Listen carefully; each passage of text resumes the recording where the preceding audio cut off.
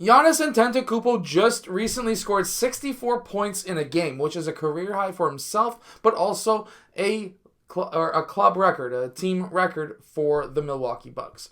What does this mean? Well, he's a fantastic player, and we need to break him down so that we can play just like him. Let's get down. Let's check out Giannis Antetokounmpo. But first, if you want to be able to shoot the basketball better, make sure to go check out my shooting workout that is down in the description below. Okay, so what happens right here that is very important that we can all learn? Well, Giannis made contact with his defender first, which created the space so that this pass could get through. Next, he didn't wait. As soon as he got it, he spun towards the basket and started to attack that baseline.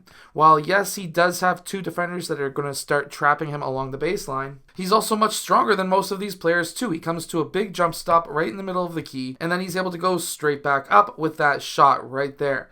This is super important, being able to change directions, but also being able to see that there's a trap coming, which means that you need to get through that trap in between them, because if you pick up your dribble here, you're done. You're finished. It's called a dead ball, which means that you're dead. So what I'm trying to say is all with your same motion, try to do a quick jump stop right between them. This is a big power move, especially if you're bigger and stronger than those players, and this will allow you to get through, and then you're, of course, able to go up in the middle of the key. Okay, so here they're setting up essentially a quick horns play with a screen and roll for Giannis. This is a widely used play, and most even middle school teams will use a play similar to this. As soon as he is used as a screen, they pass that ball to him. Now, he can go 1-on-3, that's totally fine, and that's exactly what he does. He only collects two defenders at first. There's this player going in this direction. There's this player running alongside him. He could make this quick pass out to the corner. That is an option, but this guy is sort of playing the passing lane, and this guy could get his hand up. Not exactly a great option, so he spins off. He's now created a brand new lane towards the basket. Neither of these players are in position to be able to stop him, and just by spinning off, because there's three defenders on this side, as long as there was nobody coming into trap, he's fine, and he probably had his head up earlier to see exactly where they were, and he doesn't have to worry. By spinning off, he's then able to finish with a dunk because, of course, he is a massive, massive player who has a lot of muscle. Now here we see him attacking the rim. He now attacks that screen, going over top of that screen. This is actually very important because now he understands that by his defender going over top of that screen and him now attacking the basket, he's in a one-on-one situation, especially with the player who dropped off the screener to try and stop that drive. Giannis then goes towards middle and picks up that ball before he gets in the key. He's then able to go for that layup as we see right here. Now, this is something that I tell a lot of players. When they're attacking the key, if there's a defender here, they need to pick up their dribble before they get in the key because there's going to be help defenders that are coming towards him to try and help out. As long as he can keep that ball up nice and high, he's going to be able to either score or pass the players who are open. When he attacks the basket here, he collects those defenders, but he keeps the ball high. That's his gather. He's able to take 2 steps, 1 and then 2, and then this is the same distance that pretty much anyone can cover. Even if you're a kid at 11 years old, you should still be able to cover this amount of ground. You're just going to be jumping much further than him stepping, and then you're going to be able to finish at the rim as well. Now, they may have been going for a dribble handoff here, but this defender was trying to cut off that dribble handoff so that it wouldn't happen.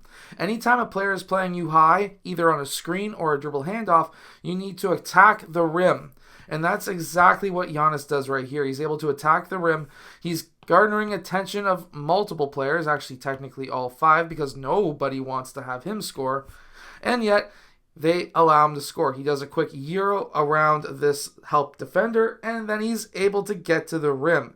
Now, while this player may be upset that he never got a 3-point shot, Giannis got the guaranteed basket right here. Now, inbounds plays like this are very important. Being able to spin off and having somebody who knows how to jump extremely high is very worthwhile if you're running baseline inbound or sideline inbounds like this.